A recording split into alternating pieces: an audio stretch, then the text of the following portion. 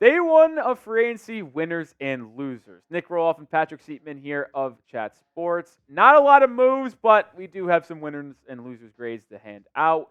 And we'll start with our first winner, which is the Philadelphia 76ers. Because at this point in time, all signs point towards Paul George joining the squad in the next 12 to 24 hours. Things can change, but even outside of the Paul George situation, Seeps, they still are getting Andre Drummond on a cheap deal to back up Joel Embiid. And they're also adding Eric Gordon to help bring some points scoring off the bench and alongside Jared McCain. So even if you take away Paul George, they've made two good signings there. Yeah, no, I have absolutely loved what Philadelphia has done. Obviously, with Joel Embiid's injury history, you want to have a solid backup center, and there may be none better than Andre Drummond. And then also Eric Gordon reuniting with Daryl Morey. Maybe you could tap into the youth there. But, I think these are both great options. And, again, it is more likely than not that Paul George will be signing with the Philadelphia 76ers tonight. Coming in from Law Murray saying, per source, there's a real chance that Paul George will make his final decision tonight. The expectation at some point is that he will choose the Philadelphia 76ers. There are no other teams in the running at the momentum. Now, Rolly, let me ask you this. Where would you rank the 76ers if they do get this Paul George move? Where do they rank in the Eastern Conference? Yeah, I'm going to have them too. I'll have them right behind the Boston Celtics. I'll have them slightly above the New York Knicks. I just think you get a perfect fit next to Tyrese Maxey in that backcourt with Paul George. He can play the 2, he can play the 3. When Maxey heads to the bench, he could be your primary ball handler as well, letting McCain and Eric Gordon play off-ball scoring, shooting role that they do so well. And Embiid, it's really just all dependent on his health, but assuming he's healthy and this squad is ready to go, I think they have what it takes to really compete in the East. And I really like Nick Nurse as a head coach. I would probably put him as the 3rd, 4th best coach in the East. You can have a debate. Eric Spoelstra's number 1 in Miami, but 2 through 4, Mazzulla, Nurse, Thibodeau, those are your top guys. I think Philly is primed to have a rebound season, and we don't want to get your hopes up, Sixers fans, but finally maybe pushing through that step and getting to the conference finals. Yeah, we'll see. But another winner for us here at Chat Sports is KCP, as he got the bag from the Orlando Magic, and I did not have the Magic on my, KCP destinations, but I think this was a great move for Orlando, a guy that's going to get it done on both sides of the floor. He's a winner, obviously, dating back to him winning a title with the Lakers and obviously recently with the Nuggets, but I love this move for Orlando. Yeah, $22 million per on a 2+1 makes a lot of sense. Listen, there was some buzz that they could offer 25. If that happened, I would have been a little aggressive, but on a pure Kentavious Caldwell-Pope standpoint, getting paid that much money over that many years is pretty solid. I wouldn't have expected that. If you told me 2 seasons ago that KCP was getting a 3 for $66 deal, I probably wouldn't have believed you. But he's just been a winner, man. 2-time champion in the last 4 years in that bubble season with the Lakers, and then last year with the Nuggets. We'll probably talk about Denver here in just a second as a loser potentially, but Caldwell-Pope forming a really good defensive backcourt in Orlando. And if I'm the Magic, I'm trying to get a deal done with Paul George if possible, because that would create a really good backcourt. Yeah, plus they're going to have one of the best defensive backcourts in the league now with Jalen Suggs and KCP. And plus, I'll make this note, if you're a role player, go play with Jokic because you will go get paid. I mean, we saw it Bruce Brown. He went and got the bag from Indiana. Now we're seeing KCP get the bag from the Magic. But hey, you guys let us know who is the biggest free agency winner from day one. Let me know your thoughts down in the comments section as we are getting news as this is breaking right now. Najee Marshall just went to the Dallas Mavericks. Big pickup for them. Yeah, I'm not going to say they're the winner, but that is a big-time move for them, getting some wing or defense, and that is a good move to help shore up Luka Doncic and the crew. All right, moving up here, Chris Paul is a day one winner.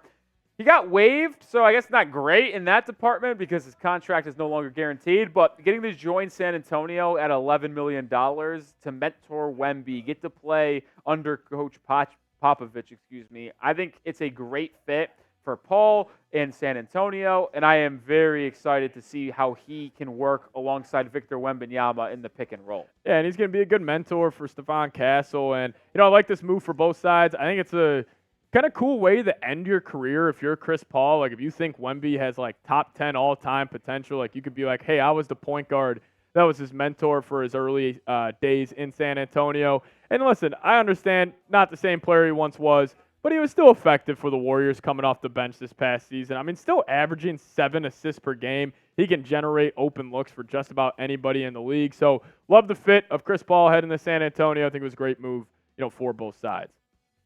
Another winner here, the Washington Wizards. And we talked about it in our cut of our free agency tracker of Jonas Valanciunas going to Washington. And we didn't really understand it from Valanciunas' perspective. But from Washington's side, it is a good move. You're able to get him to be your starting center to help pair up with Alex Sarr, who I guess they had this in mind quite a bit because Alex Sarr didn't want to play center, and that was the reason why he was trying to steer away from Atlanta with the first overall selection.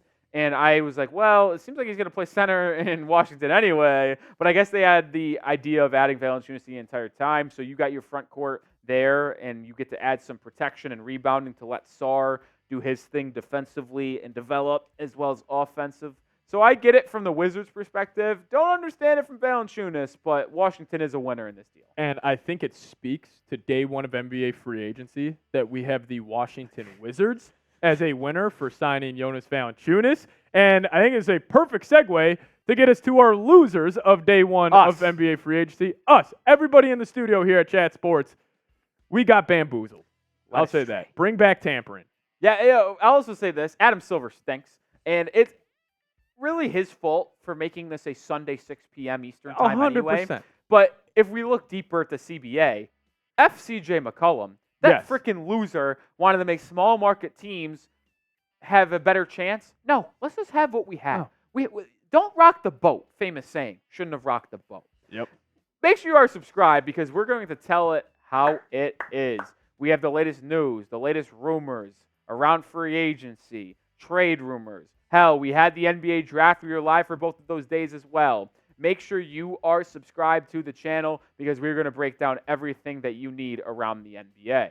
And we've had the Los Angeles Clippers covered all day long, and they are a day one loser. Even though I like the signing of James Harden and keeping him here for the next 2 years, you're losing Paul George. That's an automatic loser. And then you also have PJ Tucker and Russell Westbrook opting in, which means you now have to trade them. And it is rumored that they are looking for a trade. Russ has been linked to the Denver Nuggets. Tucker, who the hell knows? But either way, you make one good move in Harden, 2 tough moves in having those 2 guys opt in, and then Paul George leaving you. That's going to make you a loser. I mean, I like the move of Harden, but you're losing Paul George. You're banking on Kawhi being healthy now for all 82 games and an entire postseason run. Clippers, I can almost guarantee they will make the playoffs in the Western Conference as a 7th or 8th seed, and they will lose in round 1. That's just where I think it stands right now with them. Yeah, and then you obviously got this note, as we mentioned, Paul George leaving. If you don't believe us, believe Adrian Wojnarowski, who said more than just unlikely Clippers and Paul George are moving on from each other. Sources tell ESPN. Not going to try to harp on this for too much longer, but it is pretty clear that that marriage is over.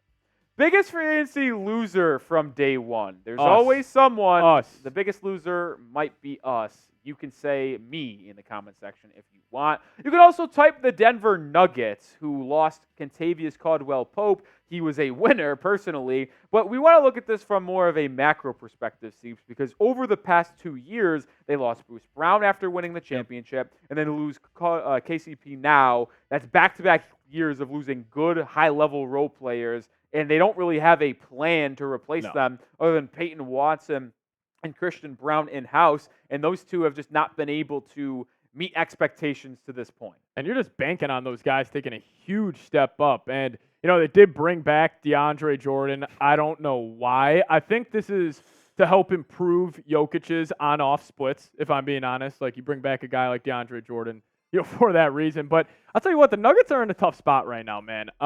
Obviously, you won that title now 2 years ago, but I just can't see a move that's going to get them back to the, favorite in the Western Conference. Yeah, I don't see it either. And their team needs, they're going to need to replace someone on that perimeter in terms of defense and three-point shooting. They found their backup center when they took Deron Holmes, but the Nuggets are going to need to find a backup ball handler after Reggie Jackson is no longer with the squad. rumored to be the Russell Westbrook team. I don't think that's that good of a replacement, No. and they're going to need some three-point shooting. You obviously hope Michael Porter Jr. can have a better playoff run because he kind of struggled down the stretch, but they're going to miss KCP in that backcourt defensively, as well as hitting his three-point shots, working so well off of Nikola Jokic and Jamal Murray. So they're going to be in a tough spot. They definitely have not improved since their last season. That's going to do it for day one, winners and losers. Make sure you are subscribed to the channel because we will be back tomorrow live for day two of NBA Free Agency. So hit that sub button and join us. We'll see you then.